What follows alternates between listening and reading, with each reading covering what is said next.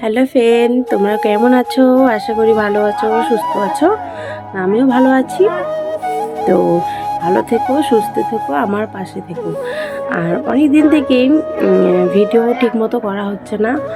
এমনিতে ঠান্ডা পড়েছে আর বাচ্চার শরীরটা মানে খুব একটু খারাপ, তো মানে আজকে সর্দিটা বেশি লাগে, তা কালকে একটু কম থাকে। আর আমার ছেলে যখন থেকে হয়েছে তখন থেকে না মানে শরীরটা খারাপ হতেই থাকে।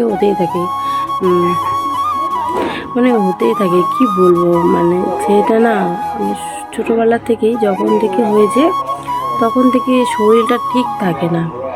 এত চেষ্টা করি ওকে ভালো রাখার জন্য, মানে আজ সর্দি কাশি তো লেগেই আছে। গরমের দিন হলেও প্রবলেম, ঠান্ডার দিন হলেও প্রবলেম। তো জানি না কেন হয় এরকম আমার ছেলের সাথে। দেখো, বাচ্চা ভালো থাকলে তো মা ভালো থাকবে, কিন্তু সেখানে তো আমার ছেলেটা না মানে যখন ভালো থাকে 1-2 দিন তখন ভালো লাগে, তারপর আবার যে সর্দি এত লাগে না, কি বলবো, নাম নিতে পারে না, তখন যে গ্যাস দিতে হয়। কেমন আছো অবশ্যই কমেন্টে জানাবে। এখন আমি কি করব, এখন আমি ছেলেকে আটে পাঠালাম। আটে পাঠাই, এখন আমি স্নান করলাম, তো একটু ঠান্ডা লাগছে তাই বিছানার মধ্যে উঠে বসলাম। আর এদিকে দেখো পুতুলগুলো দিয়ে খেলছিল, তো তার জন্য এগুলো অগোছানো। আর ওকে তাড়াতাড়ি করে রেডি করে পাঠিয়ে দিলাম, ডিম সেদ্ধ খাইয়ে পাঠালাম, কারণ কি ও আস্তে আস্তে 11:30 12টার দিকে আসবে। আর এখন বাজে ওটা 9:30 হবে, তো যেতে বলছে 9টার দিকে। আর ঘুম থেকে আমার এত দেরি হয়ে উঠছে যে যেতে যেতে 9:30 বেজে যায়। তো কোনো ব্যাপার নেই, কিছু বলেন অবশ্য। আমার কি বলতো, মোবাইল দেখার নেশাটা না খুব খারাপ। আমি রাতে করে বেশি করে মোবাইল দেখি, তো বিকালে মানে অল্প একটু দেখলেও রাতে মোবাইলটা কেন যেন দেখতে ইচ্ছা করে আমার।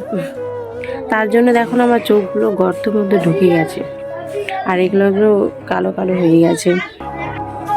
তো তার জন্য এগুলো ডার্ক সার্কেল, ঠিক আছে। তো আমার এগুলো দেখো কালো কালো হয়ে গেছে, ক্যামেরার মধ্যে বুঝে যাচ্ছে না ক্যামেরা পরিষ্কার, তার জন্য। কিন্তু এই মোবাইলটা বেশি দেখি, তো তার জন্য আমাকে বকা দেয়। আমার হাজব্যান্ড বলে যে বেশি মোবাইল দেখো না রাতে, তবুও আমি দেখি। মানে মনটাই চায় না, আর কি বলতো, ঘুম ধরে না কেন যেন, মাথায় মনে হচ্ছে টেনশন ধরে গেছে এরকম লাগছে। কিন্তু কোনো টেনশন না, আমার মোবাইল দেখা একটা নেশা।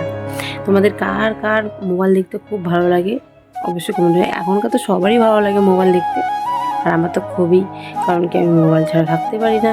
আমি মোবাইলেই তো রিলস বানাই, তারপরে হলো ভিডিও করি, ঠিক আছে।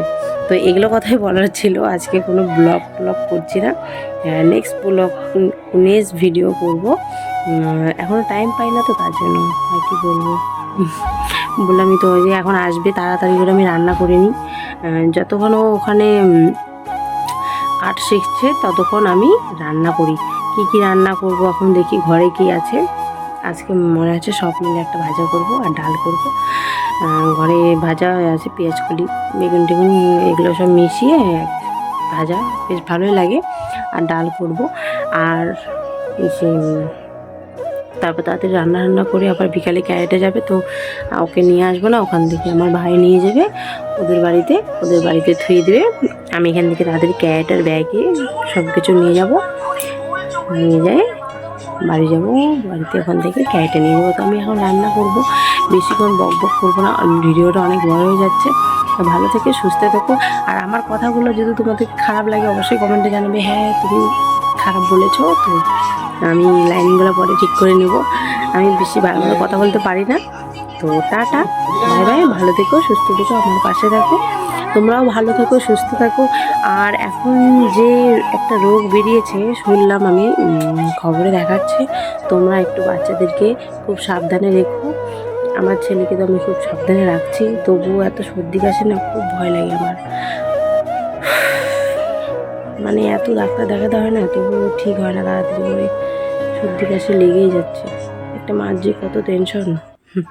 ঠিক আছে, টাটা, অনেক কথা বলে ফেললাম। নেক্সট ভিডিওতে আশা করি তোমাদেরকে কিছু শেয়ার করতে পারবো, কারণ কি অনেক কিছু শেয়ার করার ছিল, কিছু হয় না, ভাবি ভিডিও করব, করা হয় না।